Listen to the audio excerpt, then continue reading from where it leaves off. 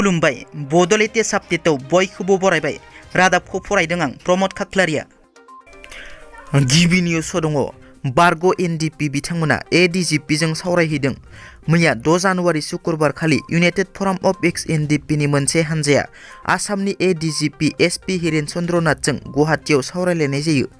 बे सावरायलायनायाव आसाम आरो आसामनि बायजोआव थानाय एक्स एनडिपिफोरनि केस एक्सग्रेसिया रिहेबिलिटेसन आरो गभर्नमेन्ट जबनि सायाव गुवारै सावरायलायनाय जायो होनना मिथिनो मोननाय जादों।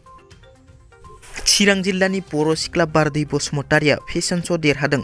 चिरां जिल्लानि सिङाव थानाय सिडलीनि समायस्रि बसुमतारिनि फिसाजो बारदै बसुमतारिया थांनाय 2022 मायथाइनि 27 डिसेम्बर खालि मुम्बाइआव खुंजानाय रयेल मिस दिभा एशिया बिउटि पेजेन्ट फेशन श' बादायलायनायाव बाहागो लानानै देरहासार जानो हानानै ओनसोलजों लोगोसे बर' हारियाव गोग्गानाय लाबोदों। मिरु एबसुनि आफादगिरि दिपेन बर'आ कमतापुर सोरजियोब्ला बिटिआरनि 1 इन्चआबो होनाय जानाय नङा होनना गोख्रों बुंथिनायनि उनाव चिरां जिल्ला कच राजबंसि फरायसा आफादनि बेरफुसार बिबुंथि क'क्राझार आरो चिरांनि 1 इन्चआबो दोननाय नङा। कमतापुर रायजोआव चिरां आरो क'क्राझार जिल्लाया सोसनजानो नांखागोन बियो चिरां जिल्ला कच राजबंसि फरायसा आफादनि गोख्रों दाबि होनना। मानोना जों बिथांमोननि जि बिटिसि बिटिआर दानाय जादोंमोन बे समाव बिथांमोनखौ जेबो बादा होआखैमोन। कमतापुर रायजोआव गासै मोन 13 जिल्लाफोर थागोन होनना चिरां जिल्ला आक्रासुआ बुंथियो। 3 बर'फोरखौ पुलिसआ हमदों।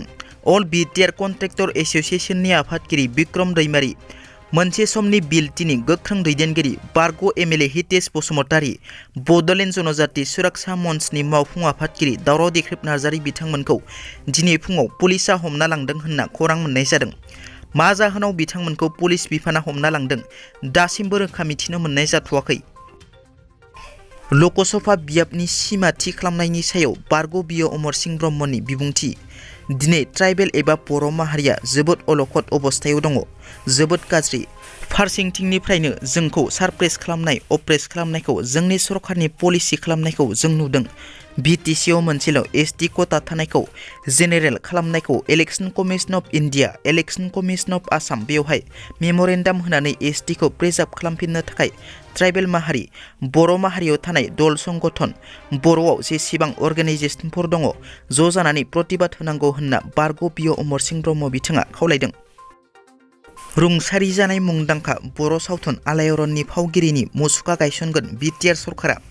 थांनाय 5 जानुवारियाव रुंसारि जानाय बर' सावथुननि आगोमा गागि महरगिरि आलायारन सावथुननि मुंदांखा फावखुंगुर टिकेन्द्र नार्जारी जालाखौ बिथांनि नखराव बिटिआरनि गाहाय प्रमद बर'जों लोगोसे हारिमु बिफाननि मावफुं सोद्रोमा दावबायसा बर'आ थांनानै गोथौ दुखु मोननाय फोरमायनायजों लोगोसे जोबथा बिदाय होयो।